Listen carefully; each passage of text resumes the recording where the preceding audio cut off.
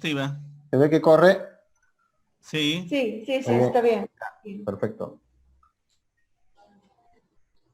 Vamos a presentar al magíster Edwin Curo, para que inicie sus actividades académicas, la octava lección.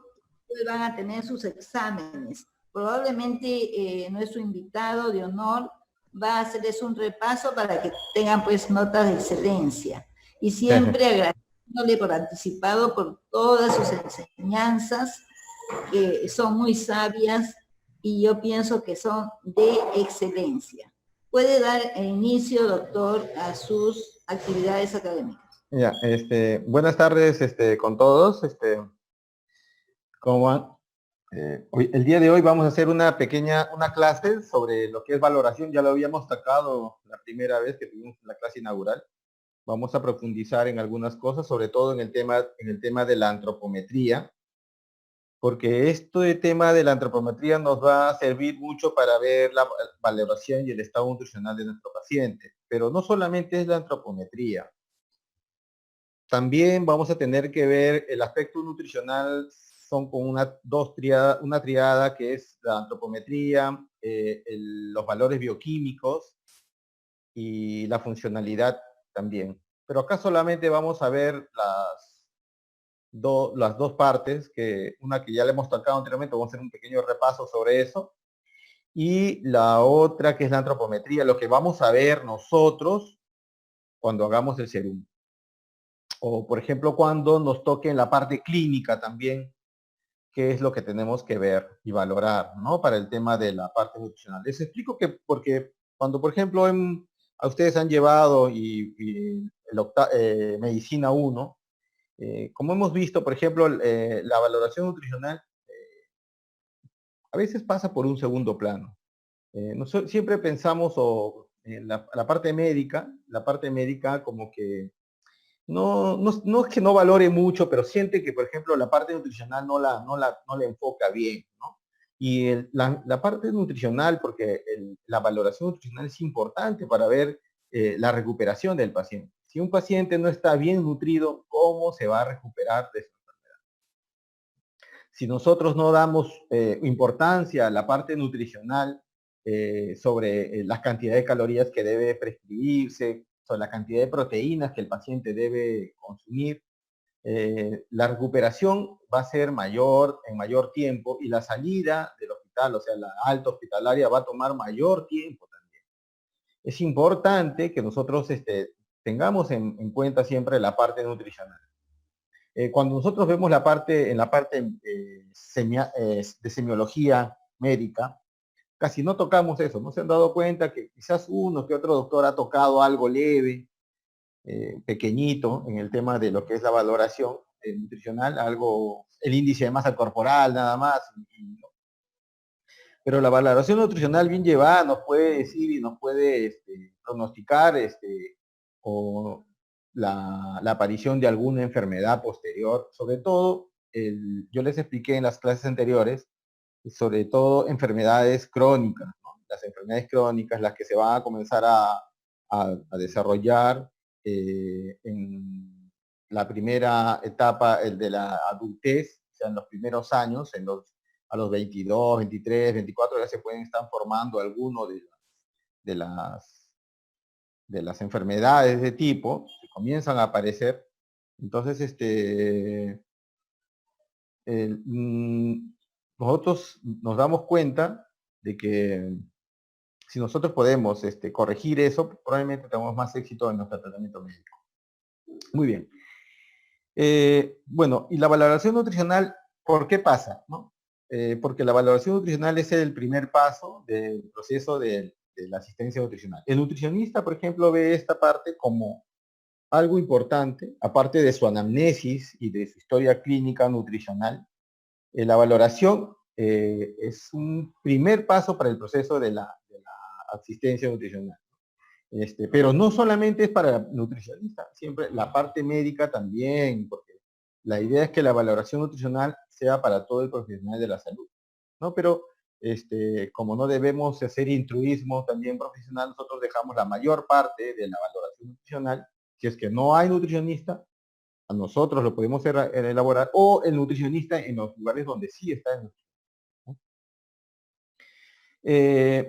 En este tipo de valoración se deben incluir varios elementos, ¿no? Por ejemplo, los antecedentes clínicos del paciente, enfermedades antecedentes, si él ha tenido anteriormente o padece de diabetes o de alguna otra enfermedad asociada, hipertensión, ¿no? También los síntomas actuales son los que se van a valorar acá. Lo otro es la determinación antropométrica, eso es lo que vamos a ver ahora, los resultados bioquímicos y analíticos.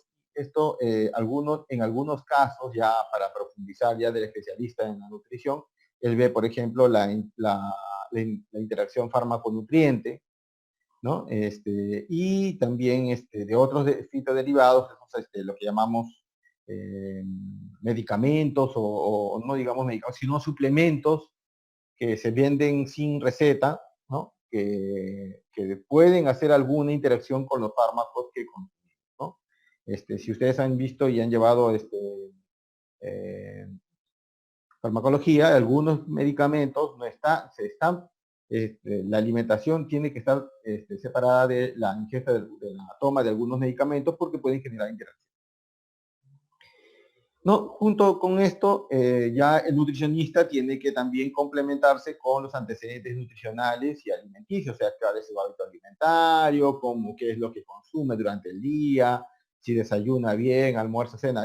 Pero aunque no lo crean, eso también debería ser parte importante. Si nosotros vemos, por ejemplo, en la historia clínica médica, ahí, por ejemplo, solamente vemos una partecita cuando le preguntas al paciente, por ejemplo, en el 2 de mayo, dice, se le pregunta, ¿no? ¿Cuál es su tipo de alimentación? ¿No? ¿Qué es lo que consume? Y consume proteínas, por ejemplo, consume pollo, consume carne, ¿con qué frecuencia? Porque eso también es importante, eso nos puede dar una pista de si tienen alguna carencia nutricional, ¿no? Digamos que, por ejemplo, muchas personas dicen, no, no como pollo, no como carne, soy vegetariano, entonces estoy pensando que probablemente este paciente también tenga asociado alguna anemia, ¿no? Tenga ahí una anemia, ¿no? De tipo ferropénica, porque no consume alimentos de origen animal.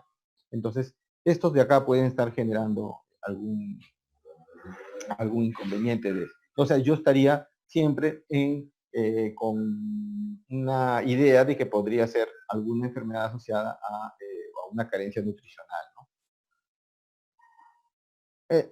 Y cómo vemos la valoración nutricional, ¿qué es lo que vemos primero? Yo les dije las necesidades energéticas. Lo primero que calculamos siempre va a ser las necesidades energéticas. Estas, como siempre están asociadas o tienen que ver mucho con, con el tema de la edad, el sexo, el peso, la talla y el nivel de actividad de cada una de las personas.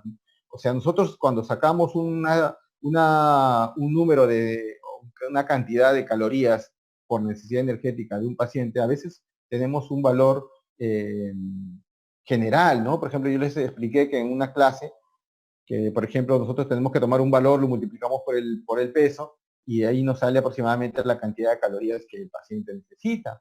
Pero, como les dije también, hay algunas fórmulas que nos dan un parámetro un poco más exacto, porque incluye, por ejemplo, edad, el sexo. Cuanto más parámetros tenga esta valoración, va a ser más exacto. Acá, por ejemplo, vemos que las necesidades energéticas no solamente va a depender también del sexo, la edad, del peso, también del estado fisiológico. Por ejemplo, las embarazadas tienen mayor necesidad de energía, ya lo hemos visto en las clases de alimentación y nutrición para la gestante, y la lactante también gasta bastante energía, consume un montón de energía para la producción de leche. Entonces las necesidades energéticas siempre están definidas de acuerdo a varios factores, ¿no? La edad, el sexo y el peso, la talla y la actividad física también es uno de ellos, pero también algunas condiciones fisiológicas también son parte importante de cómo obtener la cantidad de energía que necesita un paciente.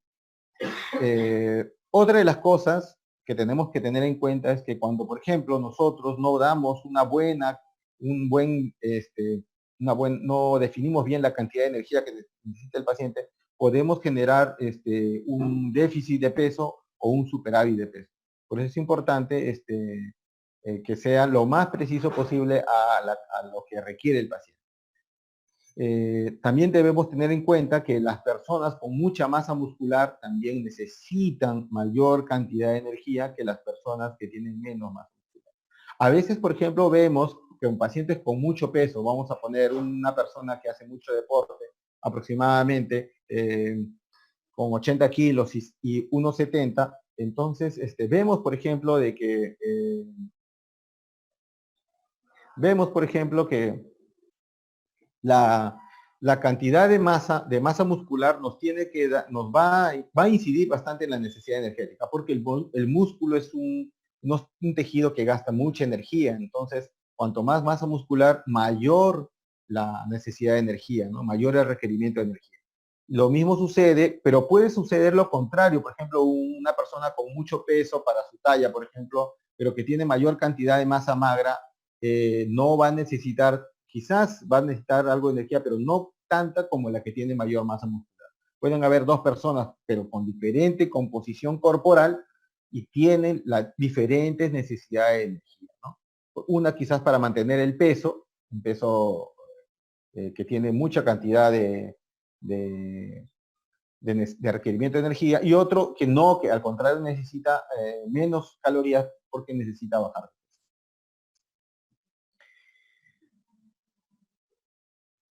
Y bueno, ya repasando, porque esta es la primera parte que hemos visto, y ahí se van a acordar cuáles son los componentes del gasto energético. Los componentes del gasto energético tienen que ver mucho con varios componentes. Uno es, por ejemplo, la tasa metabólica basal, la tasa metabólica, ¿no? Que yo les dije que existía dos tasas, pero que comúnmente que se habla como la tasa metabólica en reposo, que esa es la que vamos a utilizar, ¿no? O el gasto energético en reposo, que es la cantidad mínima de energía que necesitamos. También el componente del gasto energético total tiene que ver mucho, por ejemplo, con la actividad física. La actividad física y también con la termogenia, lo que llamamos termogenia por los alimentos, ¿no? Los alimentos también generan una cierta cantidad de energía, entonces también se consideran como parte del gasto energético. Entonces, los componentes del gasto energético están constituidos básicamente por el efecto térmico de los alimentos, la termogenia debido a la actividad física y el gasto energético basal, ¿no? El gasto energético basal, estos tres son los tres componentes principales, ¿no? Pero la termogenia por actividad tenía otro subíndice que era la termogenia por actividad no relacionada con la actividad física, que también era un componente básico dentro de este gasto energético. No es lo que nosotros realizamos comúnmente todos los días, por ejemplo, ir al trabajo, limpiar la casa, cepillarnos, ¿no? Ese tipo de energía que realizamos todos los días es un gasto energético, pero no está relacionado con la actividad física, ¿no?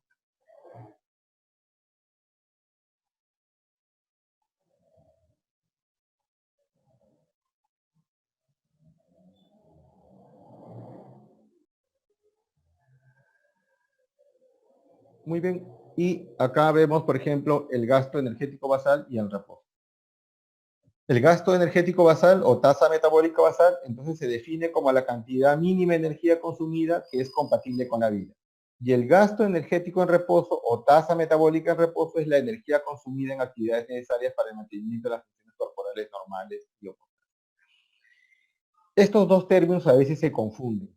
Mire, hasta en la parte nutricional, los nutricionistas también, por ejemplo, ya comúnmente a veces ya hablan, por ejemplo, tasa metabólica basal, tasa metabólica basal, tasa metabólica basal, cuando debería ser tasa metabólica en reposo.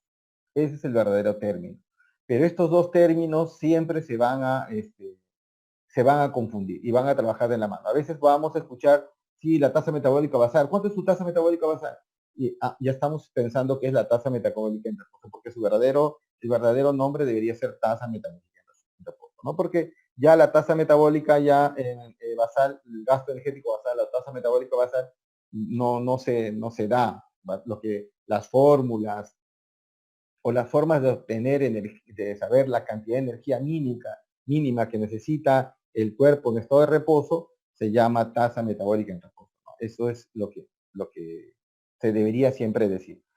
Y bueno, la diferencia pues, entre una tasa metabólica en reposo y una tasa metabólica basal o gasto energético en reposo o gasto energético basal, más o menos varía entre 10 y 20%, ¿no? Hay una pequeña variación, pero no es mucho. Por ejemplo, en 1000 calorías estamos hablando pues, de 100 calorías de diferencia. Para métodos prácticos, no es mucho. Por ejemplo, es una de las formas donde, como se puede obtener la tasa metabólica en reposo, ¿no? Esta es una cámara o un tipo de sistema de tienda ventilada donde se puede determinar por medio de la medición del CO2, ¿no? Y de los gases que uno emite, sobre todo el CO2, la cantidad de energía que uno gasta. Recordemos que la glucosa es la fuente de energía del organismo. Entonces, cuando nosotros consumimos glucosa, nuestro cuerpo consume glucosa y esta glucosa se libera y se transforma en forma de energía, los residuos son energía, no, CO2 y agua, ¿no? Los residuos de liberar energía es CO2 y agua. Entonces el CO2 es el que va a liberarse y se va a medir acá. Y luego esto va a servir para ver la cantidad de energía mínima que el cuerpo necesita en reposo. Esto básicamente pues no hay acá en el Perú, no se utiliza, no es mínimo. Habrá pues para temas de investigación algunas universidades y no de este tipo, ¿no? No, básicamente son como si fuera una máscara para oxígeno, para la oxigenación, para los que se utiliza, por ejemplo, parecido a lo que para hacer que reemplaza al bigote de respiración de la cánula. Hay una máscara parecida que está unido a un aparato que mide la cantidad de CO2 y calcula por métodos indirectos la tasa metabólica. Esto básicamente es como para una investigación. Acá lo que nosotros vamos a ver es el método práctico, ¿no? Que es las fórmulas, que ya los expliqué, pero vamos a ver más adelante. Pero interesante para tenerlo en cuenta, ¿no? En algunos lugares sí se hace, ¿no? Entonces, el cálculo es más exacto. A esto hay que agregarle, multiplicar algunos factores más que luego. Y acá está justamente lo que yo les dije. Tenemos las fórmulas o las ecuaciones que sirven para la estimación de las necesidades energéticas. La más conocida es la fórmula de Harris-Benedict, es la que todos hemos utilizado, todos los nutricionistas y personal de salud, los que trabajan en soporte nutricional, los que trabajan, por ejemplo, en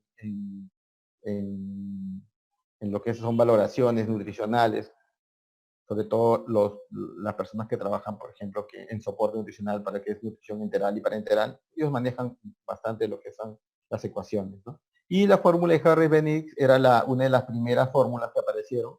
Acá vemos, por ejemplo, que tiene varios parámetros, ¿no? Nos utilizamos, por ejemplo, el peso, la talla y la edad.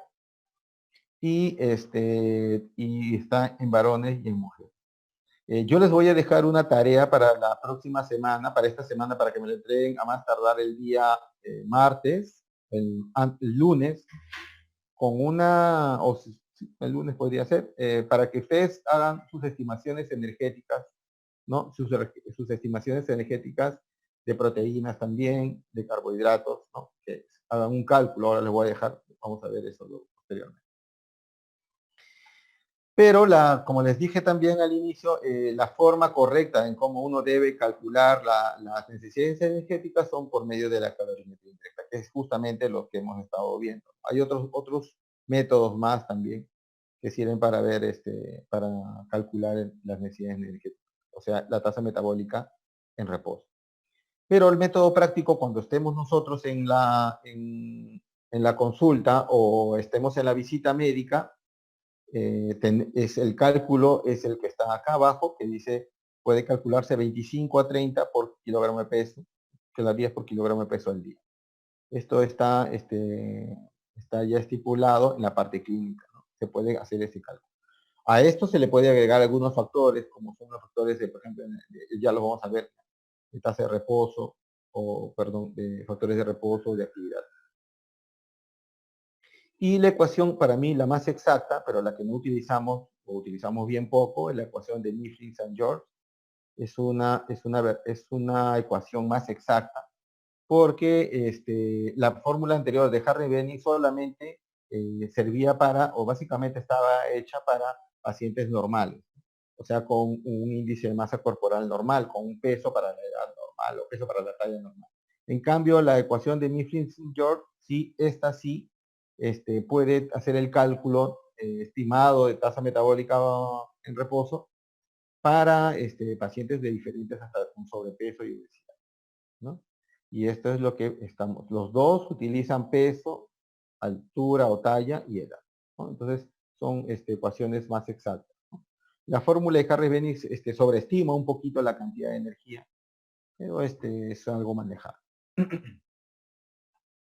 Muy bien, pero nosotros vamos a trabajar en la parte clínica cuando les pidan el cálculo el cálculo rápido, ¿no? Porque eso es la manera práctica que tenemos en el momento de la visita, ¿no? Te pregunta cuántas calorías necesita este paciente, cuánto le debemos dar, doctor. Usted está pendiente, lo multiplica el peso por 25 o 30, dependiendo. Ya hablamos que es 25 si, por ejemplo, es una persona con un poquito de sobrepeso, obesidad, y si está un poco delgado con 30. Ese es el rango de necesidades energéticas. Aquí, por último, no por último, sino la otra parte es el cálculo ya del requerimiento energético total, ¿no? De lo que necesita el paciente. El paciente necesita una cierta cantidad de energía. Por ejemplo, es un paciente con diabetes, ¿no? Vamos a prescribir entonces una dieta hipoglúcida con tanta cantidad de calorías. O un paciente que está postrado con una dieta blanda con tanta cantidad de calorías. ¿Cuáles son los índices que se deben agregar a este gasto energético en reposo para obtener el gasto energético total? Acá se encuentra, ¿no? Primero es la actividad física. Si el paciente, por ejemplo, está encamado totalmente, está en cama, 0, no se mueve, entonces lo multiplicaremos por 1, acá vemos en la parte inferior, por 1. O si el paciente se sienta, ¿no? Pero no se moviliza, no deambula, entonces lo multiplicaremos por 1.1, 1.2. Ese es un criterio que ustedes deben utilizar, ¿no? Porque podría ser por 1.1 también, por 1.1, o hasta 1.2. Y si el paciente deambula, o sea, está recuperado, se ve bien, entonces va aumentando la necesidad de energía, porque él va gastando más energía, porque está caminando, ¿no? Está caminando, gasta energía, entonces se multiplica por 1.2. Y por último, se multiplica por otro factor que es el factor de estrés, ¿no?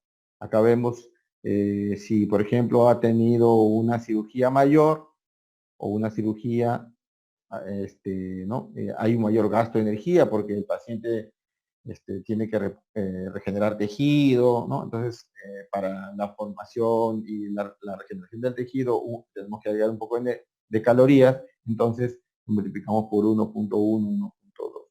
Si el paciente sufre de una infección moderada, porque necesita mayor energía para tratar de recuperarse, porque está peleando contra la infección, entonces se aumenta la cantidad de energía, ¿no? A 1.2.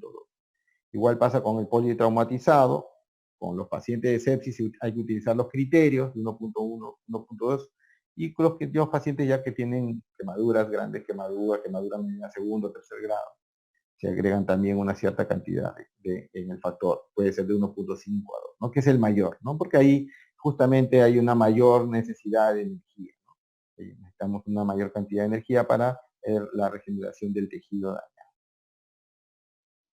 Entonces, esto es lo que llamamos factor de estrés. Ustedes lo van a encontrar también en otros lugares como injuria, ¿ya? En algunos libros o algunos médicos van a decir, por ejemplo, sobre todo los intensivistas, hablan de injuria. Entonces, también el factor de estrés conocido como injuria, ¿no? Eso también es otra de los términos que se utiliza bastante. normalmente los que trabajan en soporte nutricional, por ejemplo, los que son para nutrición enteral o parenteral, manejan bastante estos factores. Así que esto tenemos que siempre incluir, ¿no? Y si es que, por ejemplo, bueno, también no lo tomamos en cuenta, pero estamos dentro de la visita y escuchamos, entonces ya tenemos como cultura en la parte nutricional cuáles son los factores que está utilizando el nutricionista al momento de hacer el cálculo energético del paciente.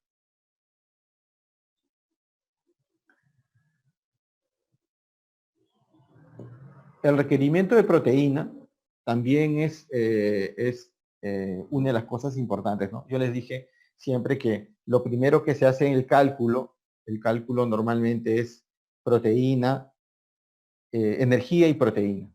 Luego se van acondicionando los otros macronutrientes, ¿no? Que es carbohidrato y grasa.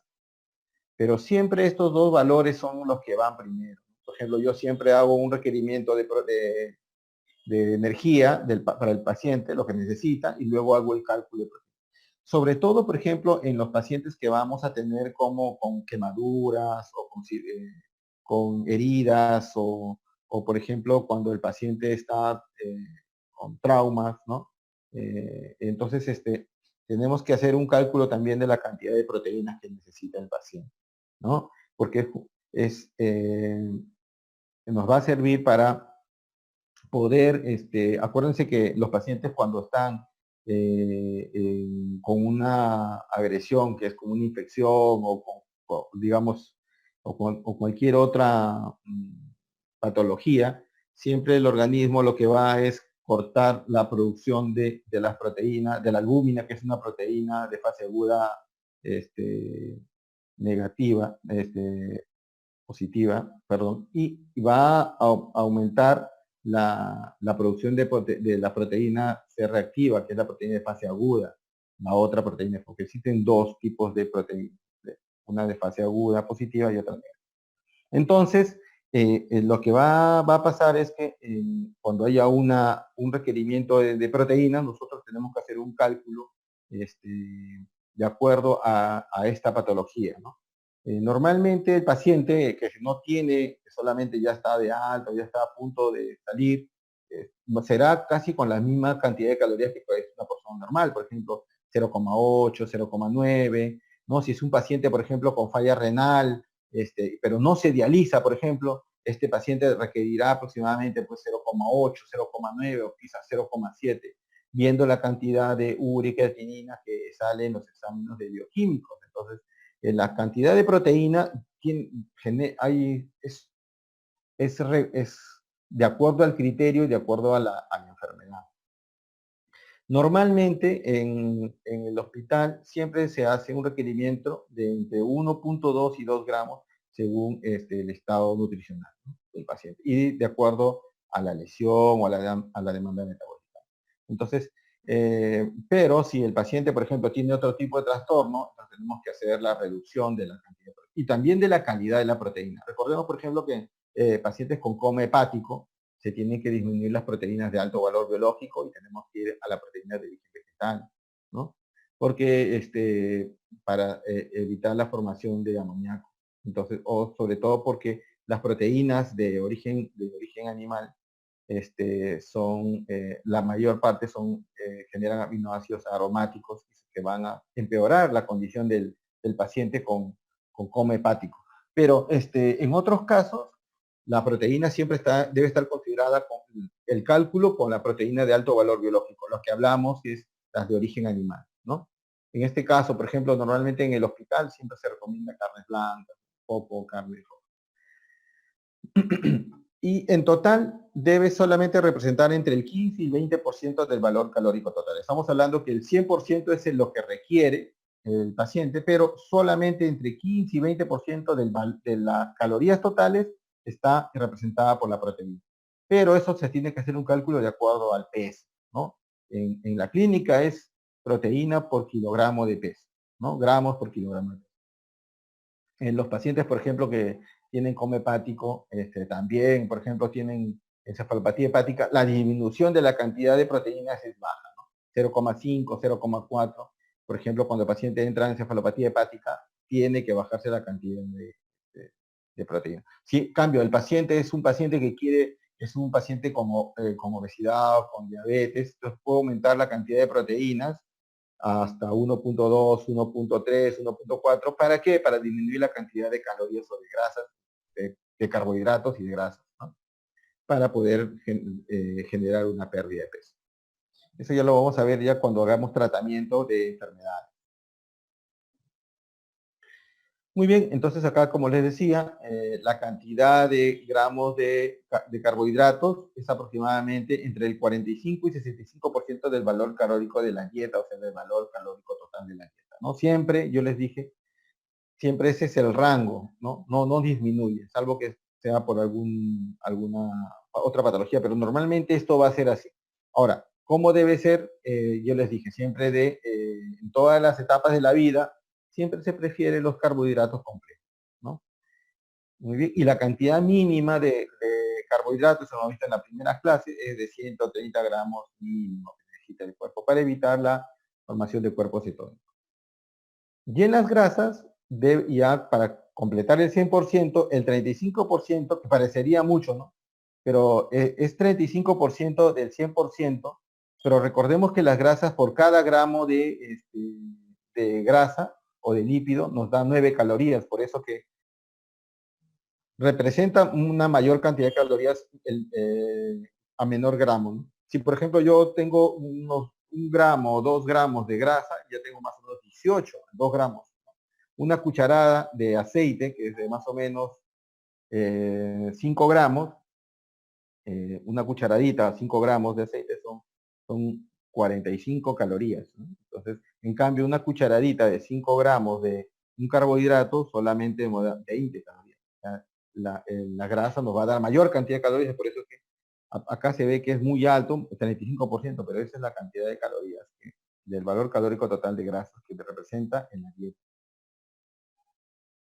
Y la mayor parte tiene que ser de grasas poliinsaturadas o monoinsaturadas, ¿no? Y solamente una mínima cantidad de las grasas saturadas.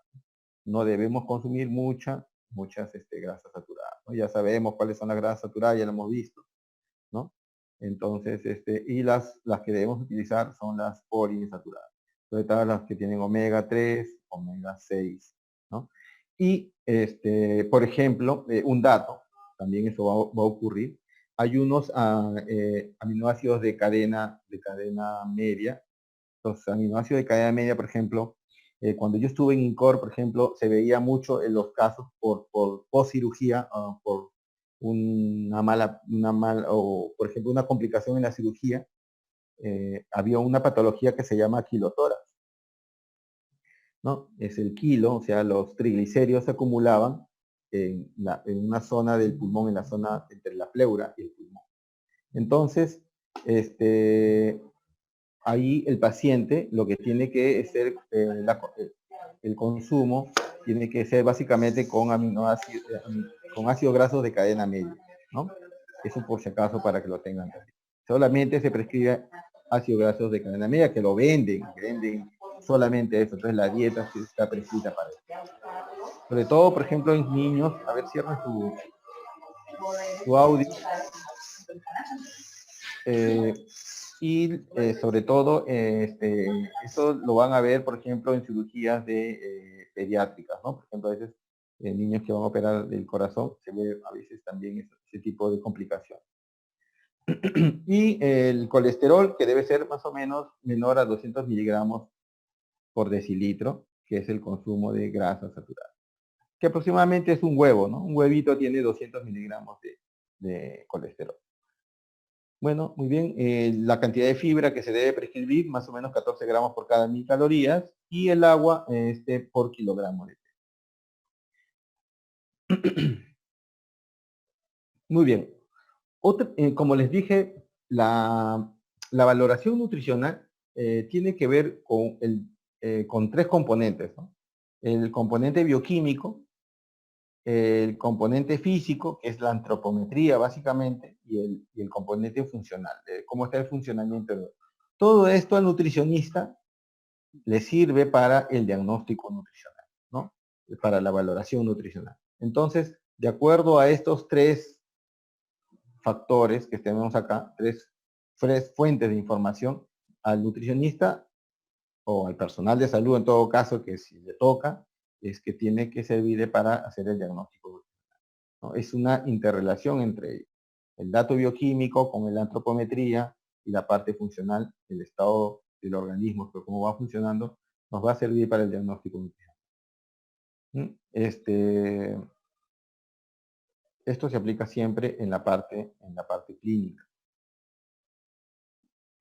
Y vemos, por ejemplo, que la primera parte en la evaluación bioquímica, vamos a ver entonces el perfil, ¿no? Los perfiles bioquímicos. Lo primero que vamos a ver es el perfil bioquímico. En la evaluación bioquímica vamos a ver el perfil bioquímico. El perfil bioquímico vamos a observar acá dos cosas que son el perfil metabólico básico, que es lo mínimo que el médico va a pedir, ¿no?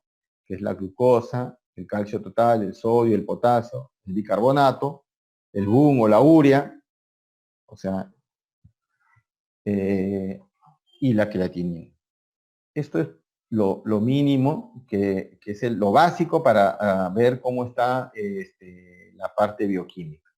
Ahora, también hay un perfil metabólico completo donde ya podemos ver la albúmina, pero fíjese que normalmente en la parte clínica siempre vamos a pedir también la albúmina y la proteína total, porque la albúmina y la proteína total nos va a decir cómo está el estado nutricional del paciente. Por ejemplo, algunas veces hacemos una edición de cómo está la bioquímica, y lo primero que vemos los nutricionistas, por ejemplo, es la parte de la albúmina y la proteína total, porque eso nos va a indicar cómo está el consumo de proteínas, ¿no? Porque esto tiene que ver mucho, o si por ejemplo ha caído la albúmina, nosotros podemos ver cómo está, por ejemplo, si el paciente tiene algún tipo de infección, ¿no? Como yo les dije, cuando por ejemplo hay una infección o alguna inflamación, siempre se corta la producción de albúmina y comienza a ver la producción de proteína de fase aguda, que es la PCR, ¿no?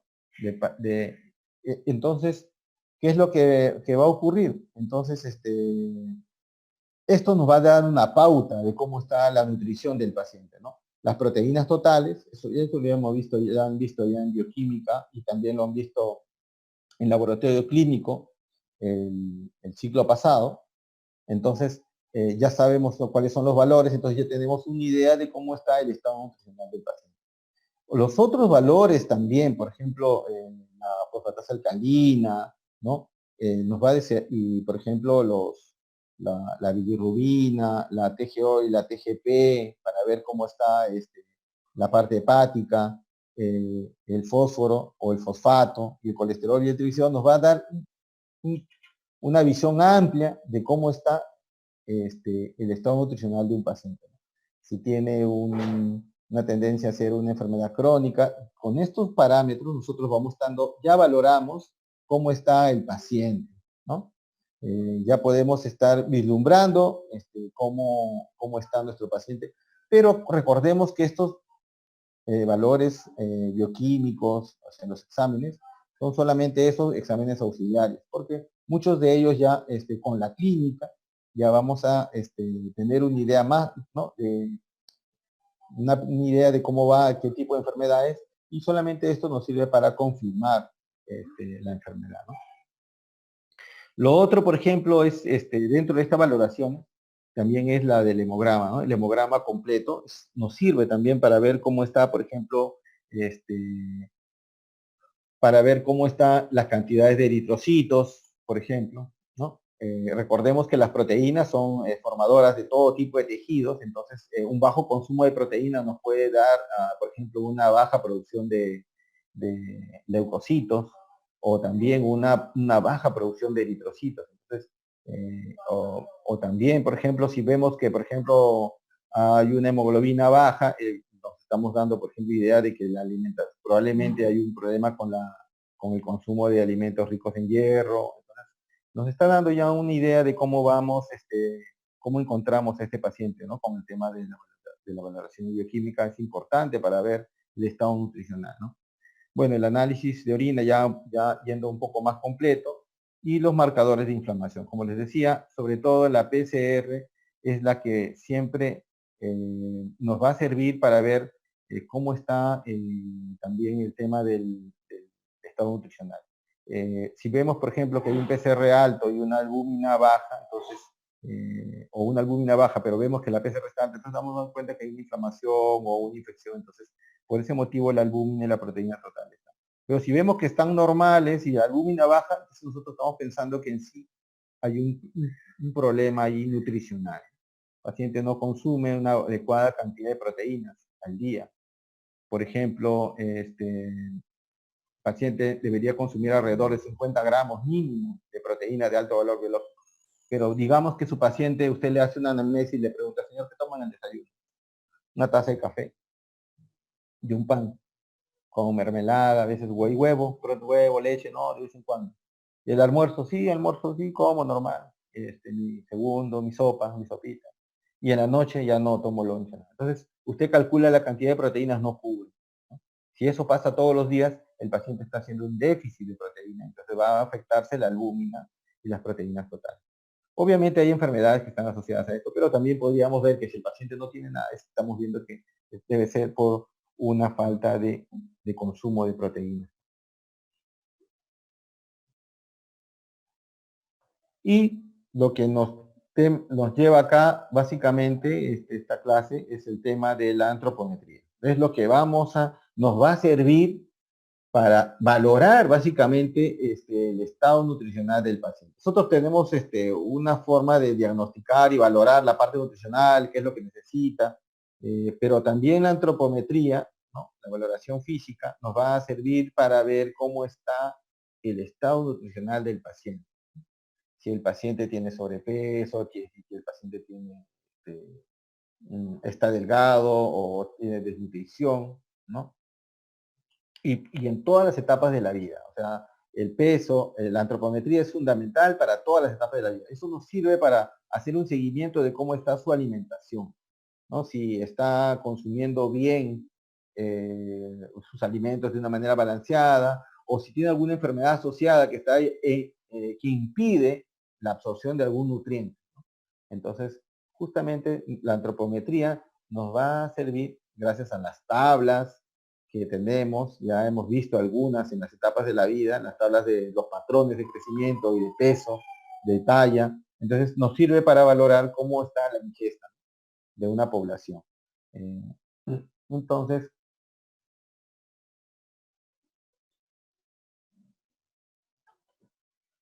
muy bien, entonces la antropometría justamente engloba la obtención de mediciones físicas en una persona, ¿no? Estas mediciones se relacionan con valores de referencia, ¿no? que nos sirve justamente para ver cómo está el crecimiento y el desarrollo de la persona. En un niño, por ejemplo, en un adolescente, pero en un adulto básicamente ya para ver otros diagnósticos, quizás asociados a enfermedades crónicas.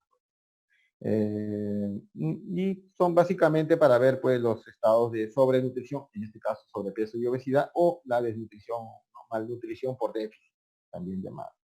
Ustedes van a encontrar quizás también algunas palabras cuando dice malnutrición, está hablando más general sobre cualquiera de los dos casos, ¿no? Puede ser por déficit o por superávit.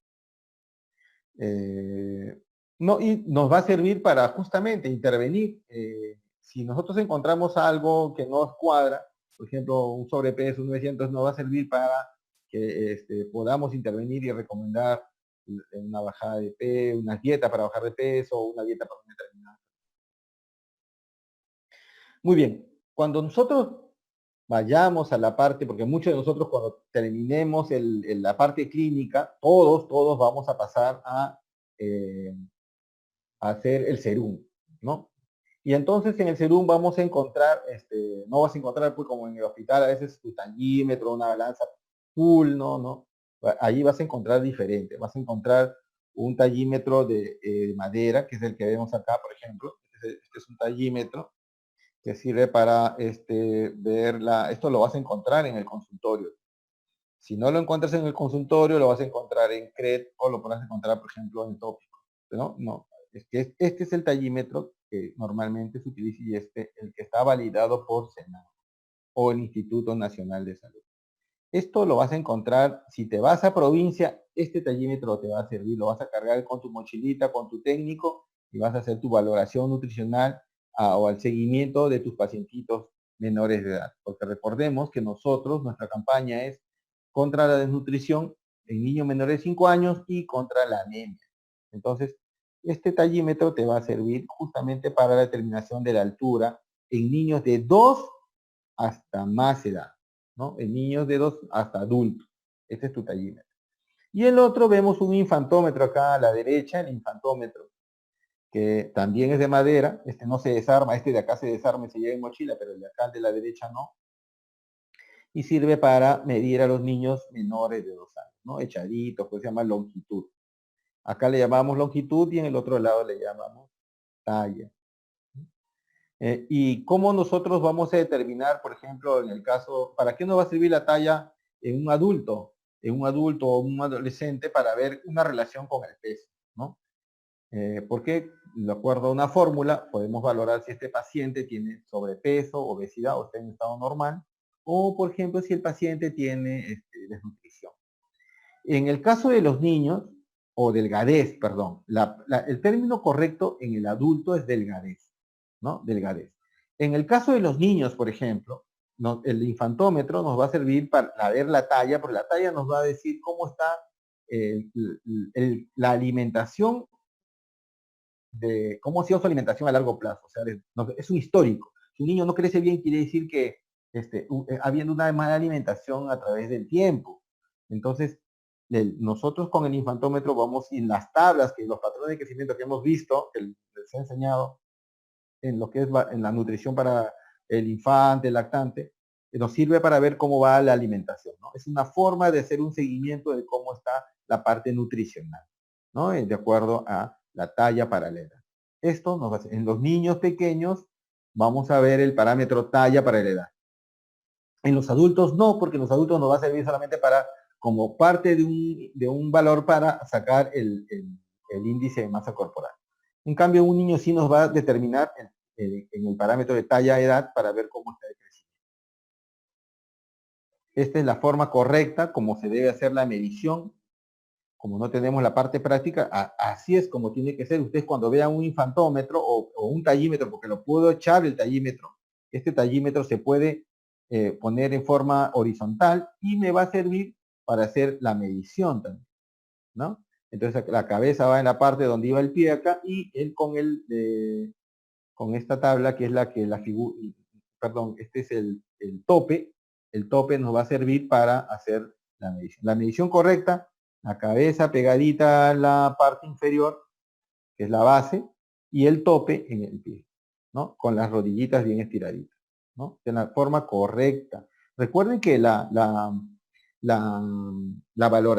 forma de cómo medir, tallar, es un tema, pero hay un curso especial para nosotros allá en el hospital, o por ejemplo en el centro de salud, ustedes se van a dar cuenta de que no se hace una correcta medición. Y 1 o 2 centímetros se puede reflejar pues, en un niño pequeño si está entre el riesgo de desnutrición o está normal. Entonces, es porque ya lo vimos en las tablas, ¿no? Entonces, por eso es importante hacer una buena toma, ¿no? Porque siempre los papás están pendientes de la talla. Lo primero que tú vas a ver cuando te visite un paciente es, doctor, mi hijo no crece. ¿Qué puedo hacer?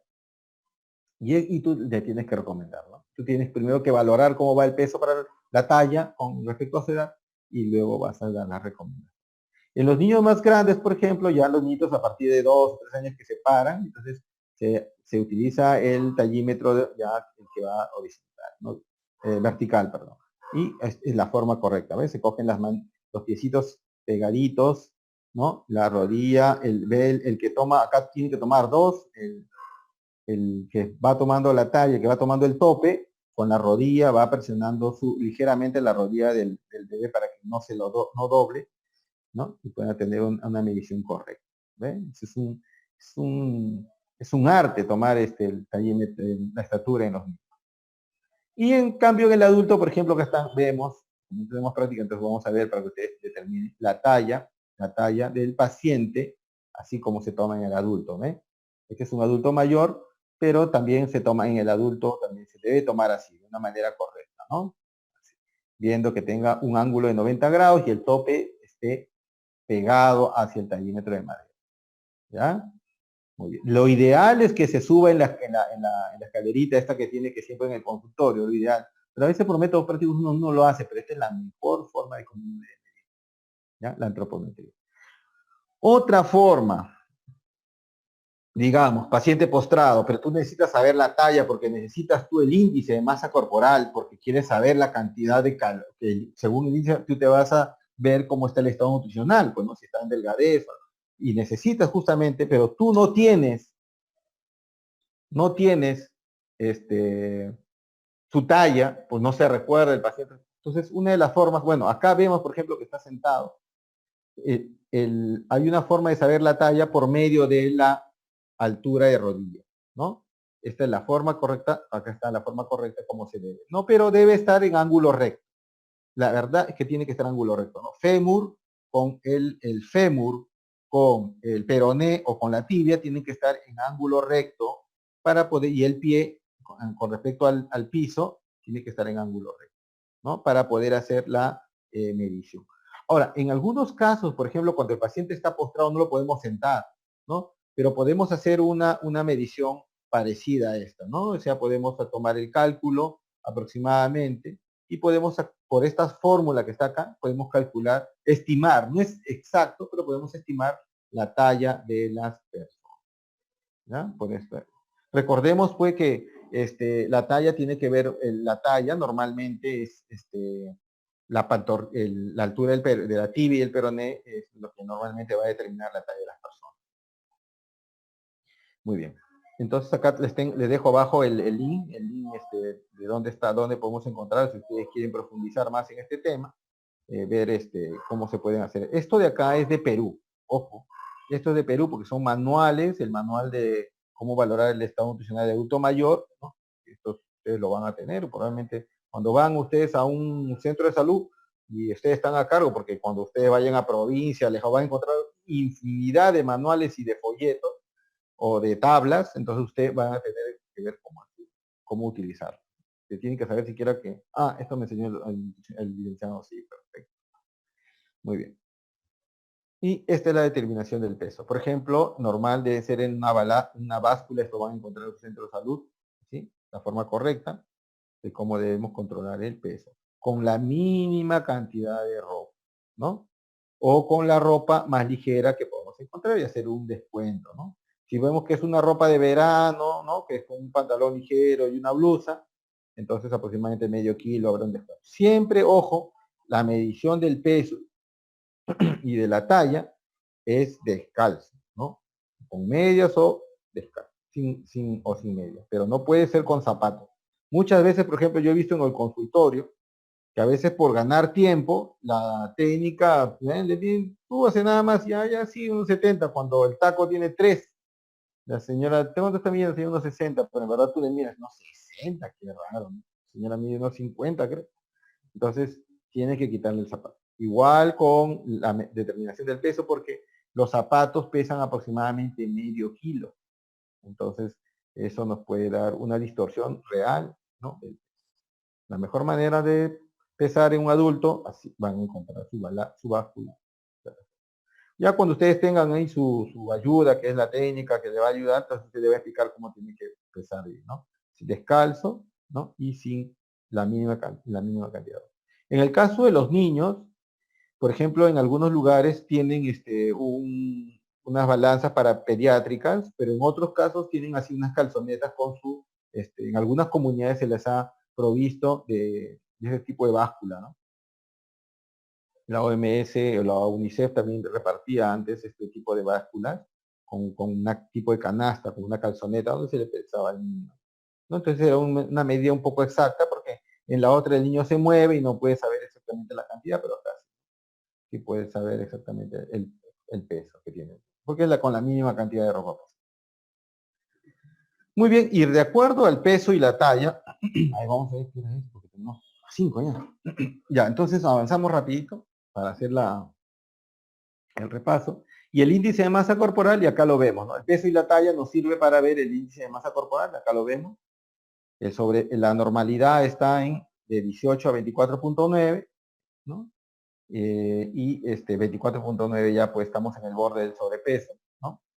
Y ya sabemos todos cómo calcular el índice de masa corporal, ya sabemos que es la talla, el peso entre la talla al cuadrado, ¿no? Y ahí sale, cada uno se puede hacer su cálculo para ver cómo está, si está en normalidad, sobrepeso o obesidad en algún grado. Recordemos que el grado 3 también llamado obesidad mórbida, ¿no? Obesidad mórbida. Y esta tabla que estemos acá a la derecha es la que van ustedes a encontrar en su consultorio, ¿no? Así, van a ver esto, que es porque esto lo da el Ministerio de Salud. Entonces, acá usted correlaciona el peso, pone acá el peso y le da y sale una tablita, corre, esto pues tiene una tabla que corre. Y nos va a decir cuál es el índice de masa corporal.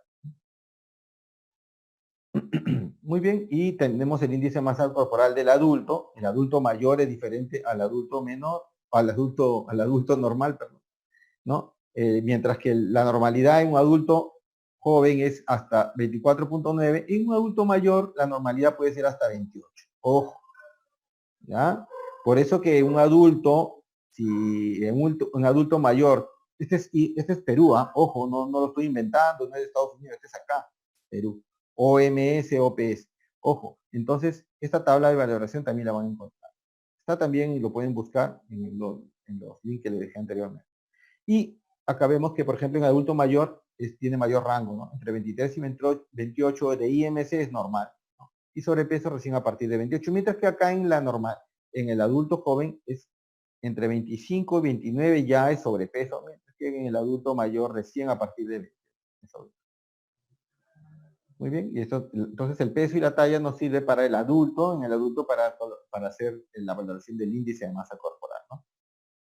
Pero ojo, el índice de masa corporal nos sirve para el diagnóstico nutricional, pero recuerden que acá está hablando de masa, ojo, es una masa total. Este diagnosticador, el índice de masa, no disgrega si es masa muscular o masa magra. Por eso, posteriormente, ustedes, si ya son más acuiciosos, van a tener que utilizar algunos otros criterios más.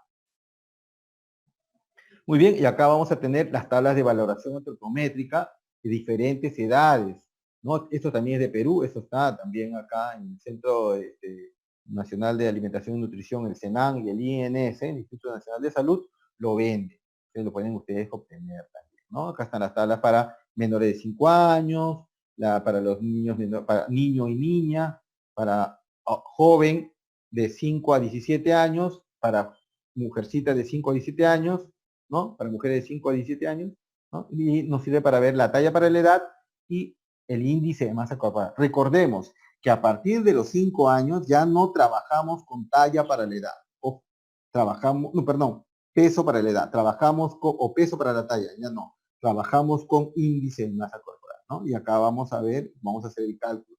Es una tabla fácil de usar, ustedes ya la van a ver. Hubiese sido lo ideal en la práctica, ¿no? Pero más o menos para que ustedes tengan una idea de cómo hacer esta tabla. Lo venden, por favor. Sí lo venden en el CENAN, que queda acá en Jesús María Antizón y Bueno, o también la pueden descargar y la pueden imprimir. Y el índice de masa corporal del adulto, que también muchos se preguntan, doctor, ¿y cómo calculo el peso ideal? Miren, el peso ideal sería, de una persona, sería el último valor verde de cada de cada talla. Por ejemplo, si yo tengo para una persona que mide unos 50, el valor 24.9 o 24.8 sería el peso mínimo del peso ideal, sería 55 kilos para unos 50. Tendría un IMC de 24.4, entonces sería dentro del rango 9. Entonces, para unos 50, por ejemplo, el peso máximo es 55, ¿no? Pero podría ser hasta 50, 45, porque el IMC es entre 18, hemos visto, 0.5 y 24.9. Pero ojo, como les dije, el índice de masa corporal no te dice si es músculo o si te dice si es grasa, ¿no? Te dice que es un peso nada más, ¿no? Por ejemplo, si una persona, como les dije en el ejercicio anterior, una persona va al gimnasio, tiene unos 70 de talla, pero pesa 80 kilos, a ver, pero es puro músculo, 80 kilos, el señor tendrá sobrepeso, 27.7, ¿no? Pero tú lo ves que es delgado, o sea, es músculo. No le puedes decir que tiene, señor, tiene sobrepeso, tiene que hacer dieta. ¿Cómo? Si estoy sano. Entonces, ojo, esto te va a servir como una valoración, pero tienes que utilizar tu criterio también para el diagnóstico final. ¿Ya?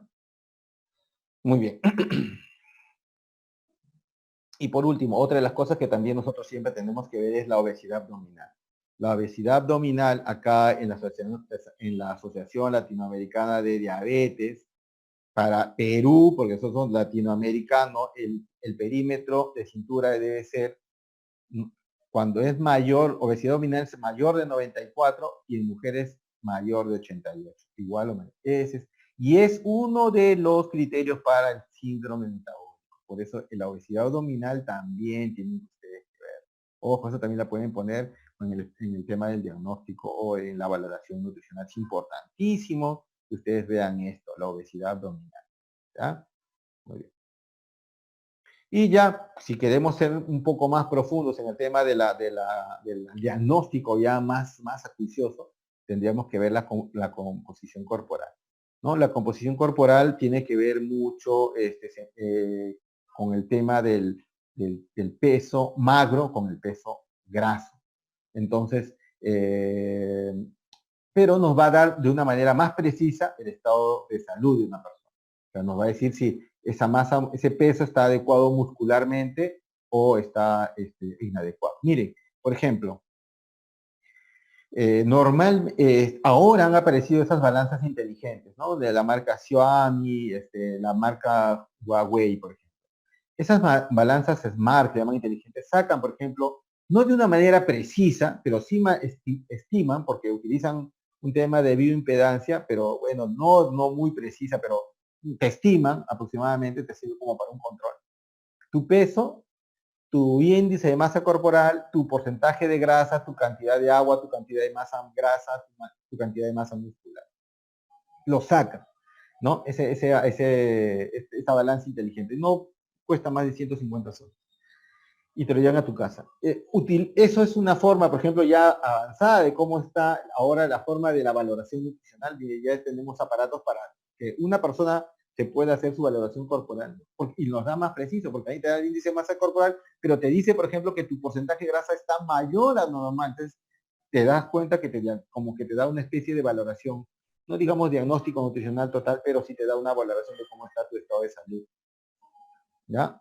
Entonces, y justamente acá están los ejemplos que decía, ¿no? Los musculosos no se podrían considerar con sobrepeso por el tema de la masa muscular, mismo porque tienen masa magra, ¿no? Entonces, no se podría considerar, no tejido adiposo. Una persona con obesidad o sobrepeso, que ya lo vamos a ver en las otras clases, se considera la persona que tiene un mayor porcentaje de grasa, no de peso, sino de grasa. Y las personas que tuvieran, por ejemplo, de mayor edad, que al tener menos cantidad de masa muscular, van a tener mayor cantidad de grasa. Entonces, también nos daría un falso estado nutricional.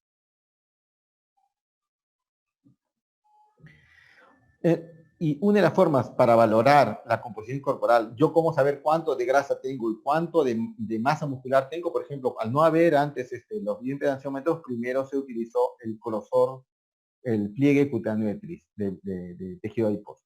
Y hay tres normalmente, valoraciones, tres medidas que luego sirven con unas tablas y con un cálculo matemático que utiliza logaritmos, pero es una fórmula ya que se puede utilizar, se puede encontrar en internet. Y tomando de estos tres puntos, el pliegue cutáneo subescapular, de escápula, el pliegue cutáneo supra, que veo acá, ese es supra ilíaco, y hay otro más que es el pliegue cutáneo del tríceps. Estos tres valores nos sirven para ver cuánto tenemos entonces de grasa corporal, ¿no? Son los primeros que aparecieron en las primeras medidas para ver, para poder conocer la composición corporal. Porque como todo médico acuicioso, usted se da cuenta, qué raro, acá no está tan bien, ¿no? Porque este señor es musculoso. Entonces, ¿cómo podría yo determinar cuánto de masa magra, cuánto de masa muscular tiene con este tipo de valoración, que es más precisa? Este aparatito se llama plicómetro o adipómetro, ¿no? Adipómetro.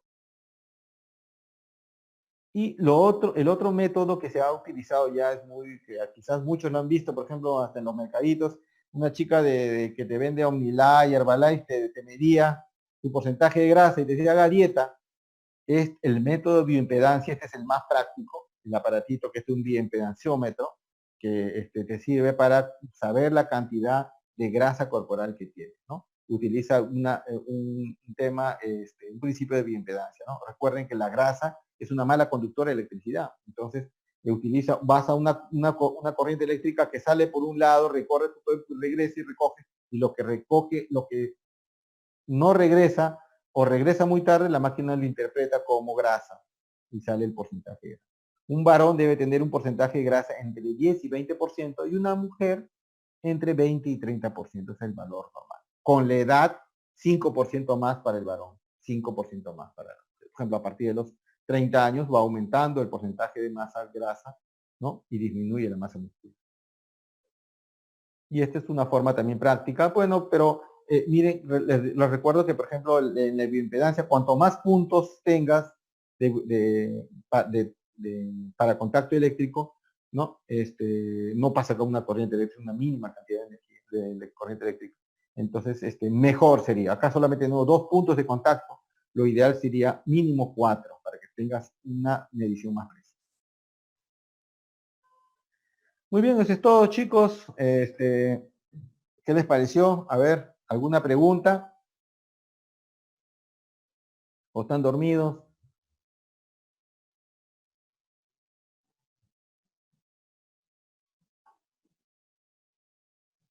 ¿Me escuchan? Sí, sí, doctor, se le escucha. Ya, muy bien. Sí, sí la escuchamos. Ya, perfecto. Entonces, ya nos queda un poco tiempo y vamos a hacer un pequeño repaso de las clases anteriores, de lo que puede venir en el examen. ¿Qué tal el examen anterior? Bueno, muy fuerte, accesible, fácil, profesor. ¿Cómo fue el examen anterior, chicos?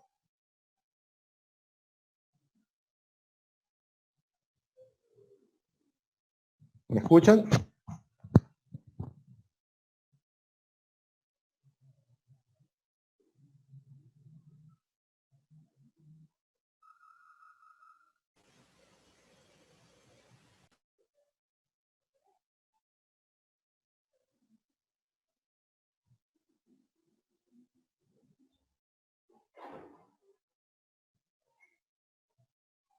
Ya.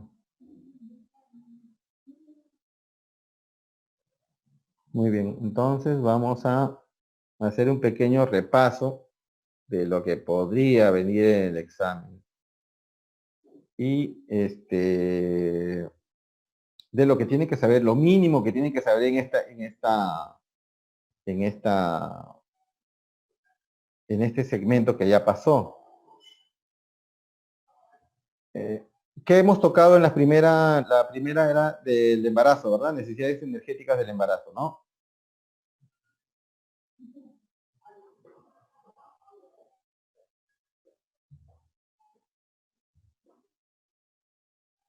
Ya, entonces miren, lo que tenemos que tener siempre en cuenta es que recuerden que en la gestante es fundamental mantener, es importante conocer la cantidad de energía que necesita una gestante, ¿no? Recordemos que siempre en la primera etapa, en los primeros meses, es lo primero que ustedes tienen que saber. Los primeros meses, los 3 primeros meses, la gestante no necesita aumentar la cantidad de energía, porque nos damos cuenta que la gestante no va a ganar mucho peso porque el producto no está creciendo todavía. Necesita más calidad de nutrientes que cantidad. En el segundo trimestre va aumentando gradualmente la cantidad de energía que se requiere y en el tercer trimestre se mantiene, ¿no? Quizás disminuye ligeramente, pero se mantiene. Otras cosas que tenemos que recordar, que para mí es importante que ustedes sepan, es lo mínimo, es la cantidad de, ojo, el suplemento es la medición del hierro, ¿no? Porque tenemos que prevenir en nuestras gestantes, en las gestantes acá en Perú, muchas gestantes, casi el 25 a 30% tienen anemia ferropénica. Entonces, tenemos que ver justamente qué tipo de nutrientes los que vamos a suplementar para prevenir la anemia. Entonces, ácido fólico, hierro, sulfato ferroso, es fundamental en esta etapa de la gestación. Y también algún otro mineral que también está asociado a ellos, que es el zinc, ¿no? Estos tres son fundamentales. Sobre todo, hemos escuchado a través de muchas indicaciones que el ácido fólico es fundamental porque va a evitar justamente la aparición de la anemia, también va a prevenir, por ejemplo, la aparición de defectos en el tubo neural del bebé, ¿no? Y es que el ácido fólico es componente, como yo dije también en un inicio, de la formación del ADN y todo, ¿no? Entonces, es fundamental eso, que tienen que conocer bastante en lo que es la alimentación y nutrición en la embarazada, ¿no? En el embarazo. Y otra de las cosas que tenemos que ver es también los beneficios de la lactancia materna. ¿Por qué es beneficioso que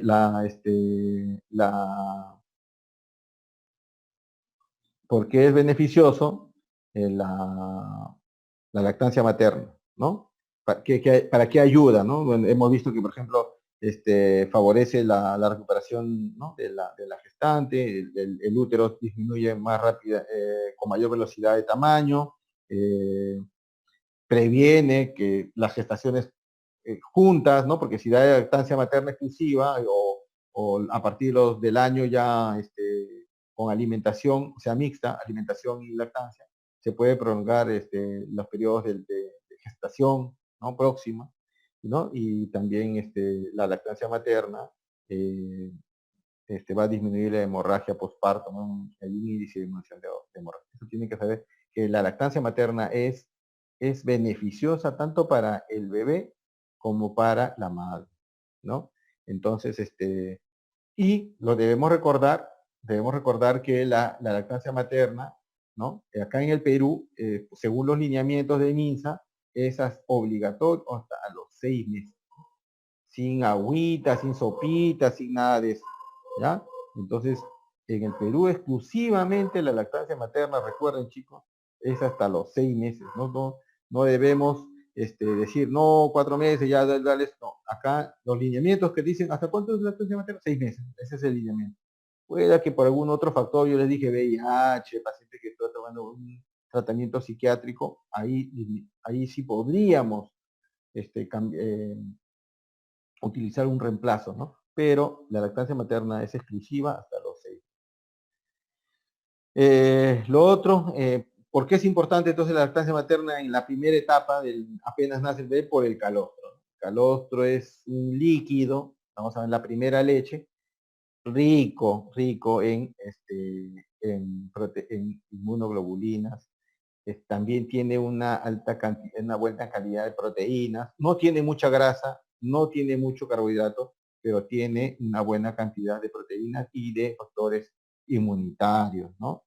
Entonces, ojo, las proteínas del calostro tienen mayor cantidad de proteínas y también mayor cantidad de sodio, potasio, por electrolitos, porque el bebé en ese instante necesita reabastecerse de electrolitos, el lactante en la primera, apenas nace.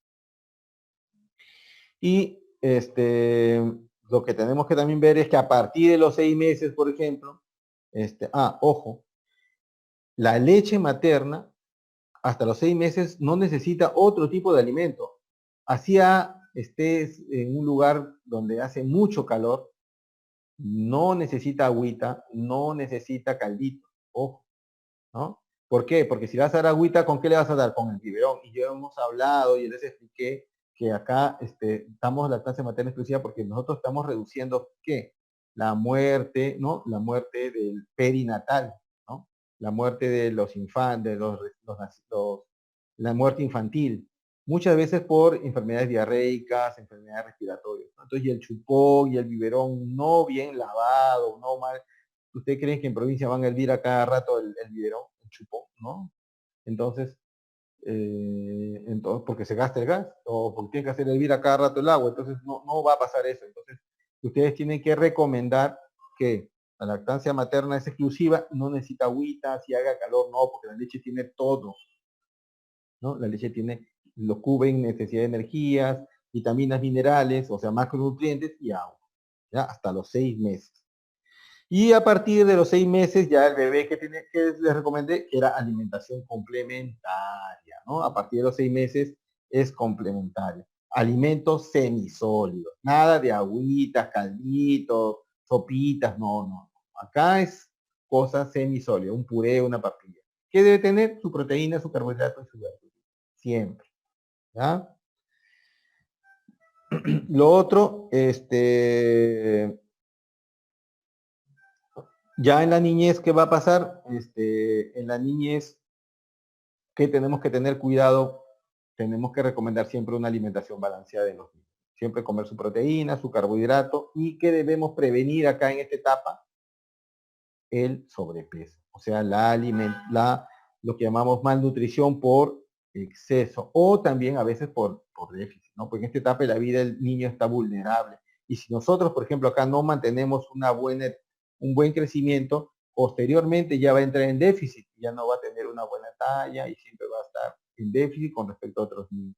Por eso los patrones de crecimiento nos sirven para ver cómo está su peso y su talla, ¿no? Entonces, en la etapa de la niñez es fundamental conocer eso, ¿no? Conocer que este niño puede tener riesgos de malnutrición, ¿no? Que puede ser tanto por exceso o por déficit.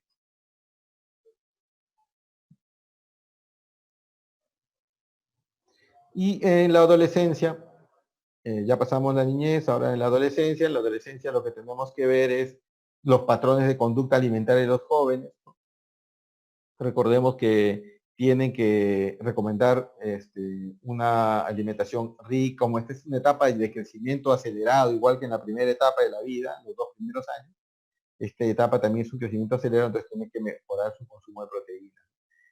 Evitar siempre, acá sobre todo, evitar la aparición de enfermedades, como por ejemplo la obesidad, ¿no? O por ejemplo, en algunos casos tengan jóvenes con lipidemias, ¿no? Con colesterol, triglicéridos altos, ¿no?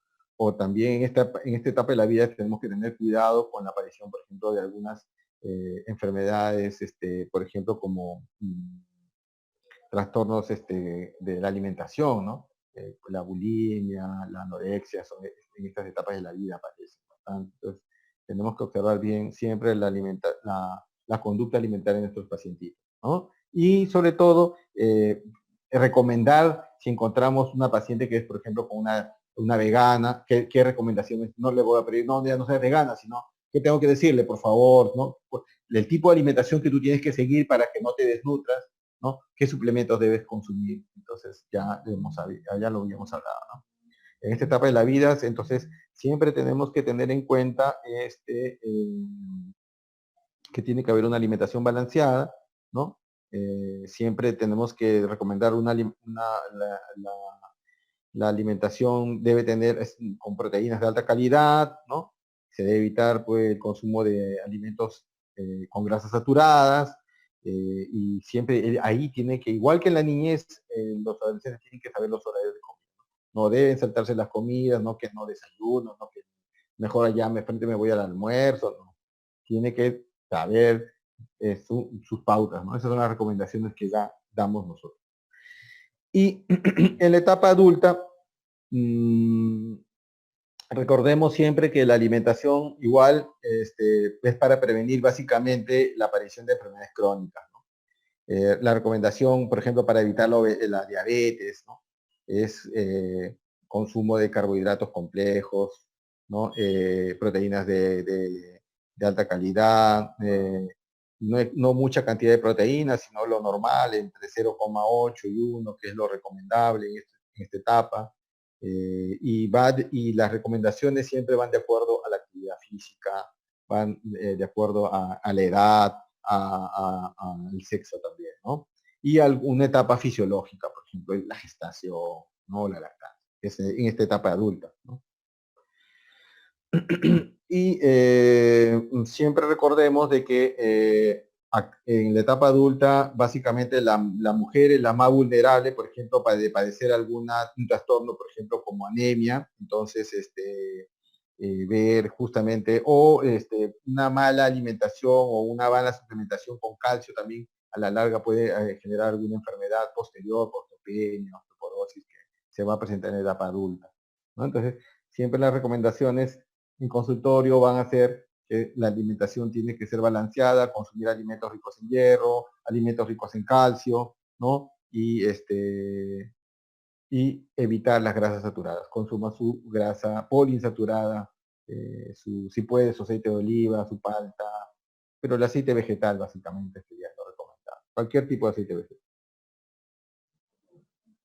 Y en la etapa adulto mayor, por ejemplo, el tema de que el adulto mayor tiene mayores carencias, ¿no? Ya el adulto mayor acá ya prácticamente vamos a encontrar con ya una enfermedad crónica instaurada, ¿no? Entonces, las recomendaciones van a ser de acuerdo a la enfermedad que tenga asociada a esta etapa de la vida, o por ejemplo, de acuerdo de si ya no hace actividad física, si está postradito, o si por ejemplo ha tenido algún problema dental, o si ha tenido algún problema por una secuela de un ACV, por ejemplo, ya no siente la comida. Entonces, las recomendaciones tienen que ser basadas de acuerdo a eso, ¿no? Hay que ver también cómo está el aspecto socioeconómico, por ejemplo, capaz es un jubilado que solamente recibe 300, 400 soles, no le voy a decir que coma todos los días carne, pues no va a alcanzar. Entonces tengo que recomendarle de una manera, dentro de mis recomendaciones nutricionales, cómo deben ser, qué pautas debe llevar, ¿no? Por ejemplo, deben consumir quizá menestra, ¿no? Una proteína de origen vegetal podría cubrir un poco las deficiencias por ejemplo, económicas, ¿no? Que podrían aparecer en esa etapa de la vida.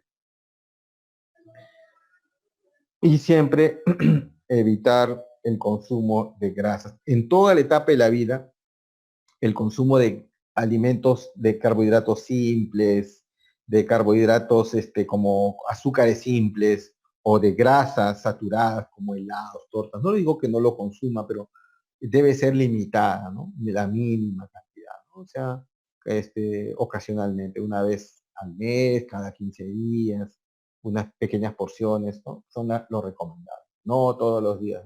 No es porque ya tengo mi pensión todos los días, pues señor. ¿Dónde va usted comiendo? No, todos los días me voy a Kentucky. No. Colesterol, triglicérido alto, presión alta, eso va a ocurrir. Y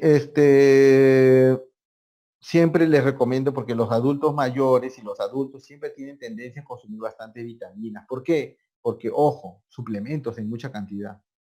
Tienen que tener en cuenta que algunos suplementos en exceso son dañinos, ¿no?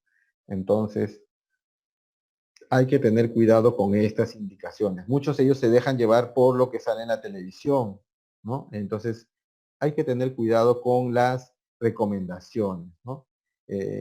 A veces las cantidades que dicen en las tabletitas superan el 200% de lo que el paciente requiere. Entonces, ¿no? Recordemos que las vitaminas, los microminerales, los minerales son en miligramos y a veces no superan los 250 miligramos, los 500 miligramos. Si el calcio está en 500 miligramos, mire, ya si el paciente tiene osteopenia, osteoporosis, ya le doy 1 gramo, pues 1000 miligramos, ¿no? Pero normalmente no debe ser, los suplementos no deben superar, por ejemplo, los minerales, estas cantidades, ¿no? 500, 200 son lo máximo, porque se alimentan, le dije. Entonces, mantener siempre las recomendaciones en esta etapa.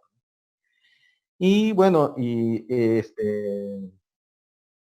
siempre la recomendación es la alimentación balanceada de acuerdo a su actividad física. Muy bien, chicos. Espero que den un buen examen. Si tienen alguna pregunta.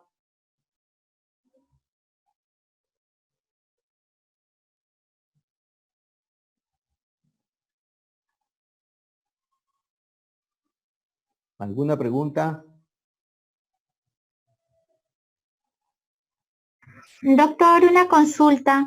Hablando, por ejemplo, de las personas adultas, hay nutrientes, por ejemplo, suplementos alimentarios que se les está recomendando ahora último.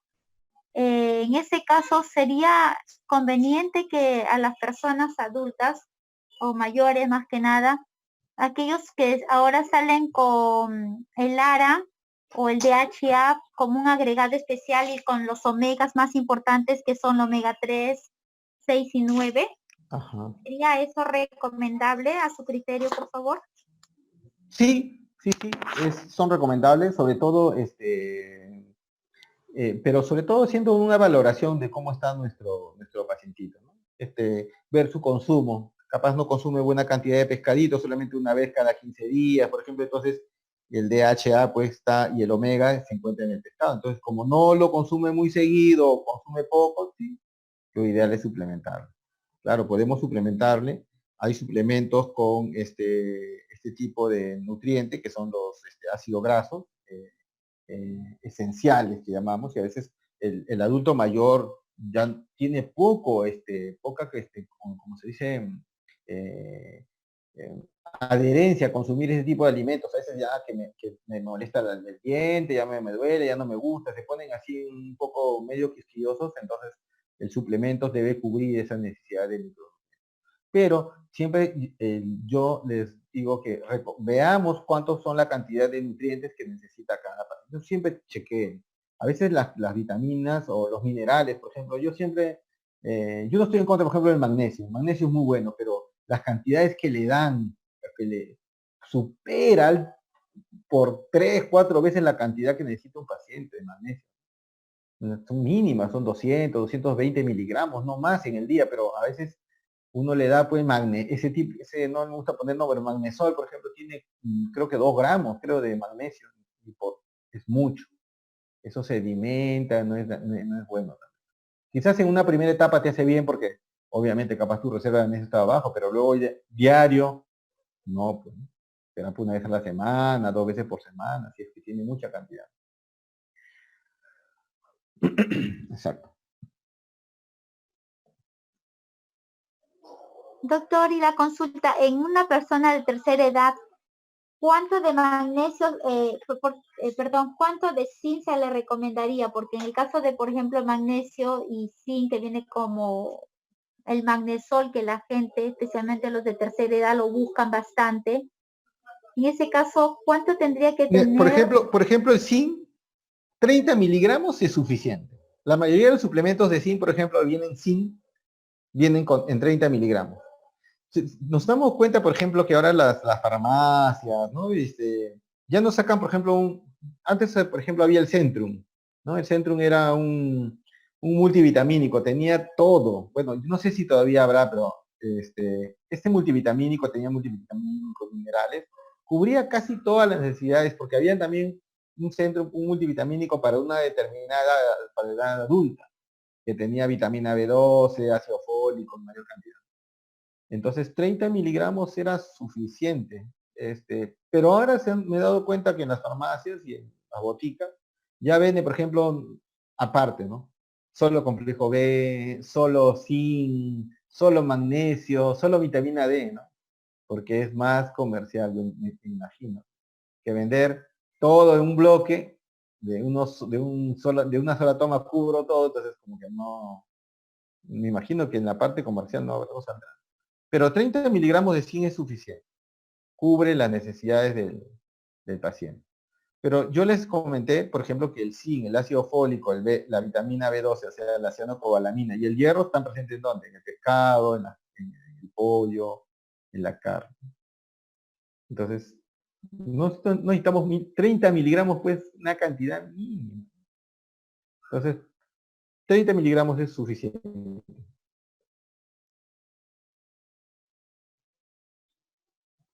Muchas gracias, doctor, por su respuesta. Gracias. Muy bien, chicos. Buenas tardes. Una consulta. Los Dígame. pacientitos con ketosis hepática, ¿cuál sería lo recomendable? Uno está comentando, por ejemplo, que en este caso un complejo o un suplemento. El complejo B está muy recomendado también. Luego vamos a ver eso en las próximas clases, pero bueno, vamos a dando un adelanto. también vamos a ver este tratamiento para este tipo de enfermedades. En la estatosis hepática, como todos hemos visto en patología 1, y hemos visto, ¿verdad? Porque hemos visto ahí en las láminas, ¿qué tiene el hepatocito? ¿De qué está lleno? De triglicéridos, ¿verdad?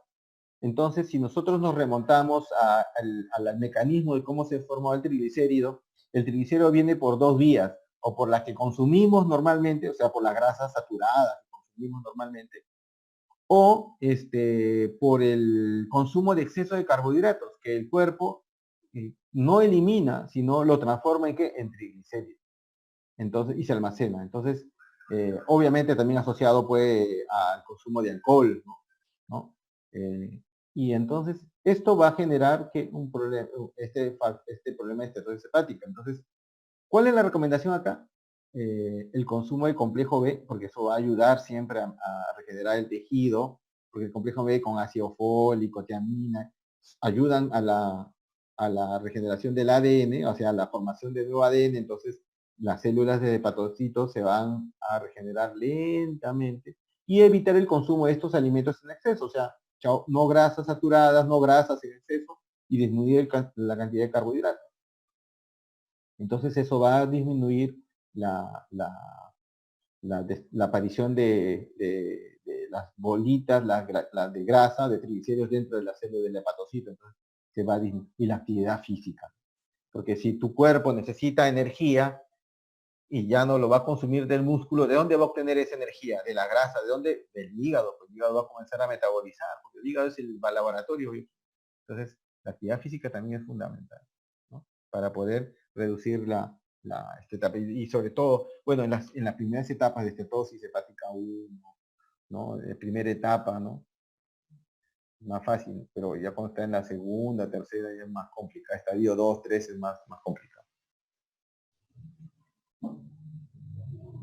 El complejo B es fundamental. Iridoxina, ácido fólico, cianocobalamina, tiamina, riboflavina.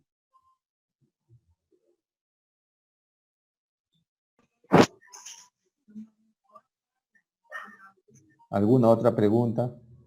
Prácticamente lo que he hablado en este repasito, casi todas las preguntas van a estar más o menos indicadas. Y va a venir una o dos de cada tema, pero ya saben cuáles son las más importantes, ¿no? Que tenemos una idea de cómo debemos ser las cantidades de calorías, de los nutrientes, ¿no? En el embarazo. Sobre todo, acá en Perú lo que tenemos que ver siempre es el tema del hierro, del ácido fólico, ¿no? Y cuáles son las complicaciones también nutricionales del embarazo, por ejemplo, cuáles son, ¿no? Básicamente en el embarazo las complicaciones, por ejemplo, son la diabetes, que siempre va a haber, esa es la diabetes gestacional, la preeclampsia, o sea, el trastorno hipertensivo, y la hiperemmesis gravídica, ¿no? Cuando la paciente no tolera nada, tiene náuseas y vómitos. Son básicamente eso, y también a veces la anemia también es una complicación. Muy bien, chicos, ¿alguna otra pregunta?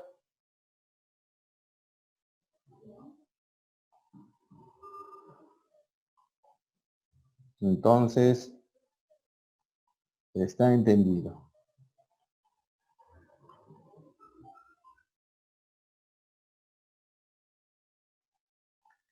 Bien, quiero agradecerles, que tengan un buen día y nos estamos viendo la próxima semana. Ya queremos que tengan un buen examen. Nos estamos viendo, chicos. Saludos. Gracias, gracias. Le agradezco. Gracias. por la ayuda. Ya, hasta luego. Gracias, compañero. Ya, de nada.